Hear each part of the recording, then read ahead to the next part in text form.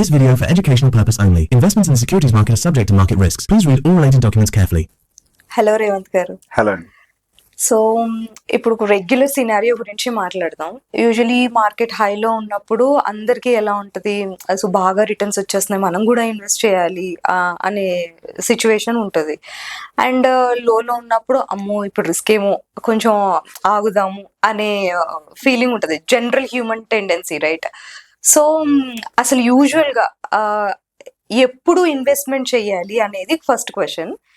And ఇదే scenario దృష్టిలో పెట్టుకుంటే యూట్యూబ్లో ఒకళ్ళేమో గ్రాబ్ ద డిప్ అని ఒకళ్ళు అంటారు, ఇంకొకళ్ళేమో కొంచెం వెయిట్ చేద్దాము కరెక్షన్ కోసం అని ఇంకొకళ్ళు అంటారు. సో అసలు ఎప్పుడు ఆల్రెడీ ఇన్వెస్టర్స్ అయితే అసలు ఎప్పుడు ఎస్ఐపిని ఇంక్రీజ్ చేసుకోవాలి, అసలు ఎప్పుడు క్యాష్ని హోల్డ్ చేయాలి, ఎప్పుడు లంసమ్ని ఇన్వెస్ట్ చేయాలి, అసలు ఎలా చేయాలి? సో ఇది more of investing psychology related. To win the game నేను ఆల్వేస్ చెప్పేది ఒకటే మాట, your psychology is very important to win this investment game. మీరు గమనిస్తే 2023, 24, 25 కూడా కొంత మేరకు సైకాలజీ ఎట్లా మారుతూ ఉంటుందో నేను చెప్తాను. 2023, 24 టైంలో ఇన్వెస్టర్స్ విపరీతంగా మ్యూచువల్ ఫండ్స్ లో పెట్టుబడి పెట్టడానికి ఇంట్రెస్ట్ చూపించారు. 25లో కూడా ఇంట్రెస్ట్ చూపించారు. 25లోకి వచ్చేసరికి మార్కెట్ మనకు కొద్ది కరెక్ట్ అవడం గమనించాం. ఇన్ఫాక్ట్ మార్కెట్ కరెక్షన్ లోకి వచ్చినప్పుడు అందరి మైండ్ లోకి యూట్యూబ్ థియరీ స్టాండర్డ్ గా గుర్తొచ్చింది, by the dip, by the dip, by the dip, right? Full గా చెప్పేశారు. అసలు పడితే మళ్ళీ లెగుసుద్ది, పడితే మళ్ళీ మనం ఇంకా అసలు మనకి ఏం కాదు, కింద పడే కొద్ది కొనాలి అని చెప్పేసి చెప్పారు. అబ్సల్యూట్లీ రైట్, అది mind set, there is no problem, అంతవరకు ఏ సమస్య లేదు. ఆ ఫాల్ అనేది 2026కి ఎక్స్టెండ్ అయింది.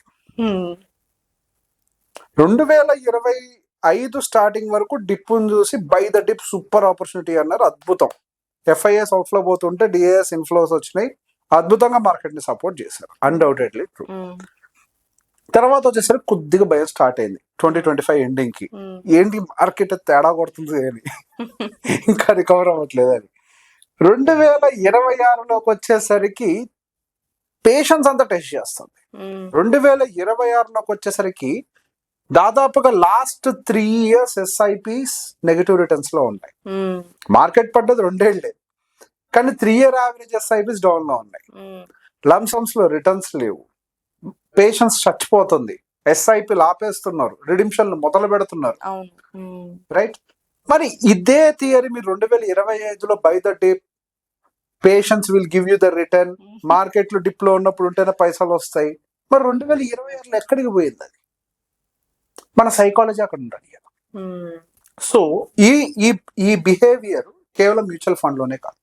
You take gold, what exactly happened with gold? 2026లోనే కదా బాగా పెరిగింది, పడ్డది కూడా, పీక్ వెళ్ళి 2025 ఎండింగ్ నుంచి 2026 మిడ్ వరకు అనుకుందాం, మిడ్ కూడా కాదు స్టార్టింగ్ వరకే, ఫస్ట్ క్వార్టర్ వరకే అనుకుందాం. ఆ పీరియడ్ లో గోల్డ్, సిల్వర్ విపరీతంగా పెరుగుతూ ఉంటే I even observe this behaviour with my clients also. Revanth పిచ్చోడు, అడిగి ఏం తెలియదు అనుకున్నారు, గోల్డ్ లోనే పెడతానంటారు, నాకు డబ్బులు పంపించి, నా పంపించండి మ్యూచువల్ ఫండ్, మీరు అది తప్ప ఏమైనా చెప్పండి, ఇంకేమైనా చేస్తాను అంటారు. నేను అదంత పెరిగిందండి, నా వల్ల కాదండి, ఐ కాంట్ రిస్క్ అంటే, రేపు పడ్డ తర్వాత కనీసం రేవంత్ మీరు నాకు చెప్పలేదని అంటారు, నాకు వద్దండి, మీరు కావాలంటే బయటికి వెళ్ళి పెట్టుకోండి, నాకు సంబంధం లేదన్న. పడితే నన్ను అడగద్దు, నేనైతే రిస్క్ చేయను, ఇక్కడి నుంచి 2 లక్షల నుంచి 3 లక్షలైనా నాకు వద్దది.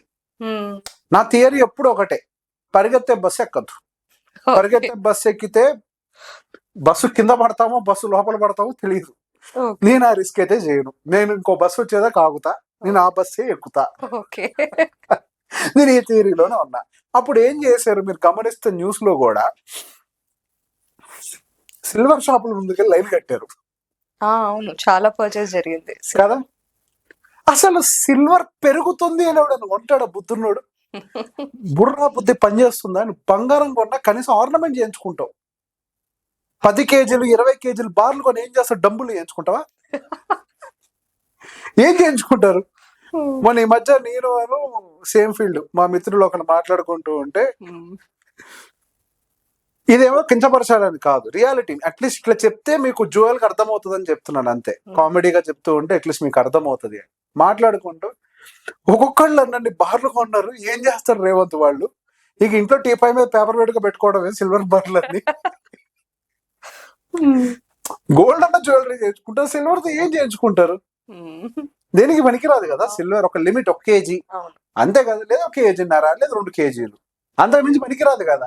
ఒక్కొక్కరు 10 kg, 20 kg కొన్నారు కదా లైన్లు కట్టి. అక్కడ సిల్వర్ సప్లై లేకపోతే అడ్వాన్స్ ఇచ్చారు, నువ్వు ఎప్పుడైనా డెలివరీ నాకు ఈ రోజు రేటుకి అయితే లాక్ చేయాలి అంటే. పెరిగేటప్పుడు అందరూ వెనకబడతారు. ఇప్పుడు బొమ్మనండి సిల్వర్ షాప్కి ఒకసారి, ఇప్పుడు వెళ్ళి 10 kg బంగారం సిల్వర్ కొనమనండి, 50% పడింది, 40% ఆల్మోస్ట్. విపరీతమైన ఫాల్ కదా, గుండెలు అదిరిపోయి ఉంటాయి ఒక్కొక్కళ్ళకి. చాలా మంది లక్షలు పెట్టారు కదా. So the point here is, పెరిగేటప్పుడు మనిషికి ఆశ వస్తుంది, పడేటప్పుడు మనిషికి ప్యానిక్ వస్తుంది. కానీ ఇన్వెస్టింగ్ ఎగ్జాక్ట్లీ ఆపోజిట్. నేను ఇప్పుడు అదే అడుగుదాం అనుకున్నాను, యాక్చువల్లీ రివర్స్ లో ఫాలో అవ్వాలేమో కదా. ఇన్వెస్టింగ్ ఎగ్జాక్ట్లీ ఆపోజిట్ ఫాలో అవ్వాలి.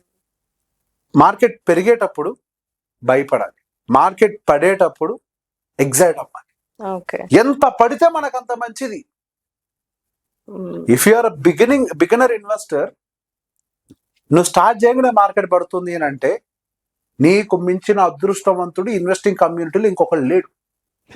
You declare your self as lucky. Who will get benefited in this market అని అంటే, డిప్లో ఇన్వెస్ట్ చేసిన వాడికి వచ్చినంత బెనిఫిట్ ఎవరికి రాదు.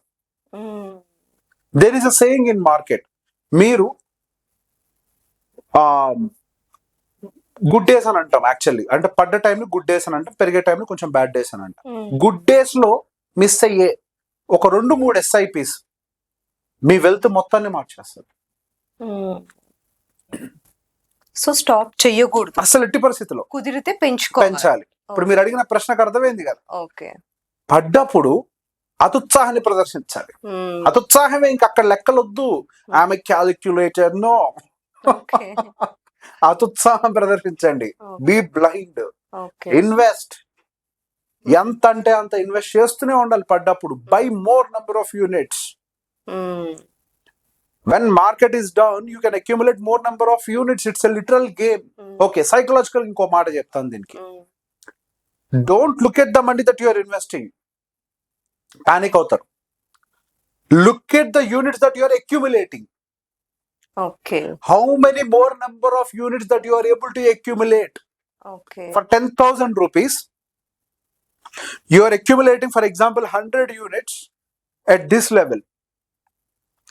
For the same 10,000 rupees, at this level, you will be accumulating more units. At this level, you will be accumulating more number of units. Keep accumulating the units. Okay. పడ్డప్పుడు ₹1 additional గా SIP చేసినా ఇంకెక్కువ వస్తాయి units. More number of units దగ్గర ఒక పెద్ద basket తయారైన తర్వాత, just imagine if market bounce back, every unit will deliver the return now. Okay. Every bloody single unit that you have accumulated in those days, actually good days, not the bad days. ఇప్పుడు మరి wait for the correction అని చెప్తారు కదా, so అసలు ఆ statement ఎప్పుడు పనికొస్తుంది మనకి? See, wait for the correction is always right. నేను కాదనట్లేదు. You have to understand again the economic scenario, why market is correcting first, the reason. Covid fall ఒక టైప్. కోవిడ్ ఫాల్ అప్పుడు బేసిక్ అందరూ అనుకుంటున్నాడు కోవిడ్ వల్ల మాత్రమే పడింది అని. No, yes, Covid is one reason. At the same time, market valuations are also bad from 2018. Okay. If you look at the chart from 2018, market has gone nowhere. Okay. మళ్ళీ అది 2008 హైని break చేసింది. 2020 fall తర్వాత మళ్ళీ రికవరీలోనే. At that moment, already other things are also bad. 2018 market issues అని ఉంటది clear గా. 2018 it extended. Okay. The same time 2020 Covid hit. రెండు కలిపి తగిలే. జ్వరం ఉంది, దానిపైన ఇంకొక రోగం వచ్చింది, ఇమ్యూనిటీ ఏమైతుంది, it will break down. Same thing happened. So you have to understand. Okay, ఎంత పడుతుంది? Okay, you don't know what to do then.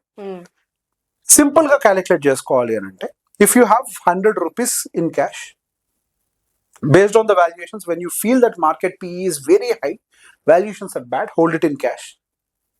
Market ఒక 10% పడ్డది, 25% డిప్లాయ్ చేద్దాం. మార్కెట్ ఇంకొక 5% పడ్డది, ఒక పర్సంటేజ్, అట్లా డివైడెడ్ ఇట్ ఇంటూ 4-5 క్రంచెస్, ఒక డివైడ్ చేసుకోండి 4. So irrespective of the SIP or lump sum ఏదైనా కానీ మార్కెట్ పడితే ఇన్వెస్ట్ చేసుకోవాలి. అంటే ఎంతంత చేయడం కూడా ఇంపార్టెంటే. 10 పడగానే మొత్తం పంపించేయడం వల్ల యూజ్ లేదు కదా. 20% కరెక్షన్స్ మోస్ట్ లైక్లీ జరుగుతాయి, పెద్ద విషయం ఏం కాదు. ఎవ్రీ 2 years కో 2 years కి జరుగుతుంది ఒక 20% కరెక్షన్, పెద్ద విషయం ఏం కాదు. You will get the opportunity. So 20-30 అనేది యూజువల్లీ జరగదు. సో 20 వరకు వచ్చింది అని అంటే we can add good amount. ఇంకెక్కువ పడ్డదని అనుకోండి, we can add even more based on, see that is the reason we should always have a debt basket separately. అంటే మీ FDs లేకపోతే ఉంటాయి కదా రకరకాల. Gold is also treated as the cash component. See ఖాళీగా పడున్న gold మీకు అవసరం లేదు, gold sell it and you can also invest. ఏం తర్వాత కొనుక్కోవచ్చు కదా, రీపర్చేస్. గోల్డ్ ని సెల్ అంటున్నారు, వ్యూవర్స్ ఒప్పుకోరు, అది వాళ్ళ problem. See gold is a investment product. Why there is no emotion in investment, only logic. ఎందుకు ఇన్వెస్ట్మెంట్ లో ఎమోషన్ ఉండాలి? గోల్డ్ ఇస్ అ ప్రోడక్ట్, అంతేనా? అదొక వస్తువు, భూమి ఒక వస్తువు. ట్రూ, బట్ ఆస్తి పెరగాల, బంగారం ఇంట్లో ఉంటే చాలా? సింపుల్ క్వశ్చన్ అడుగుతా, బంగారం నాకు ఇంట్లో ఉంటే చాలా, నాకు ఆస్తి లేకపోయినా పర్లేదు అంటారా? మీ ఇష్టం. ఓన్లీ గాడ్ మస్ట్ అంటే సింపుల్ లాజిక్. అంటే when ever it is needed. ఖాళీగా ఉన్న బంగారం బిస్కెట్లు ఖాళీగా ఉన్న ఏం చేస్తారు? తింటారా? పెట్టుకొని లేదు కదా.